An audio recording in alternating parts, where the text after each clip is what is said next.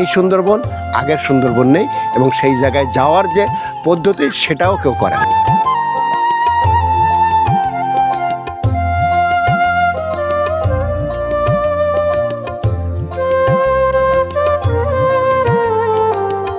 এই মালঞ্চ নদীর ওপারে সুন্দরবন, এই ধারে নদীর চর, এবং আসলে এটা একসময় পুরোটাই জঙ্গলে আচ্ছাদিত ছিল। কদিন আগে ওই এলাকা গাছগাছালিতে ভরা ছিল, কিন্তু বর্তমানে আধুনিক সভ্যতার সাথে সাথে মানুষের যে পুঁজিবাদী আকাঙ্ক্ষা, যে ব্যবসায়িক যে মানসিকতার জন্য এখানে অনেকগুলো রিসোর্ট গড়ে উঠেছে।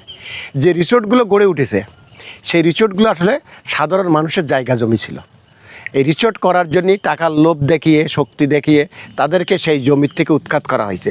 ফলে তারা এলাকাচ্যুত হয়েছে। তাদেরকে হয়তো টাকা পেয়েছে, কিন্তু তারা আর আবাস পায়নি। এই এলাকার বন কাটা যে মানুষগুলো, তাদের এই মানুষদের পূর্বপুরুষরাই এখানে বন কেটে আবাদ করেছিল।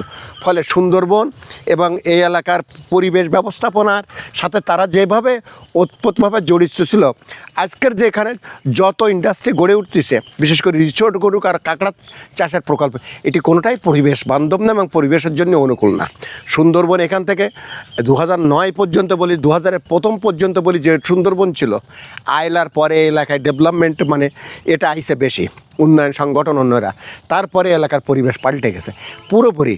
এবং কোনো ভিজিট বা সুন্দরবনে যে ট্যুরিস্ট গ্রুপ যায়, কেউ পরিবেশ সম্পর্কে এখানে যে বন বিভাগ আছে তারা জানায় না, প্রশাসন জানে না, তারা নিজেরাও জানে না যে নদীতে কী জিনিস ফেলতে হবে, আমার জঙ্গলটাকে নিরাপদ রাখতে গেলে কি করতে হবে, এই বিষয়গুলো পুরোটাকে নষ্ট করেছে।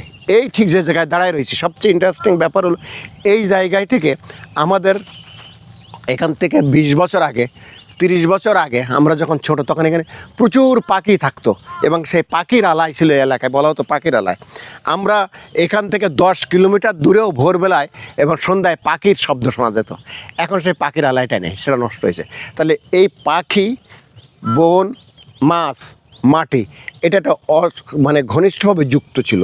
এইটা হলো প্রকৃতি, এইটা হলো ইকোলজি এই সুন্দরবনে, সেটা আসলে নষ্ট হয়ে গেছে।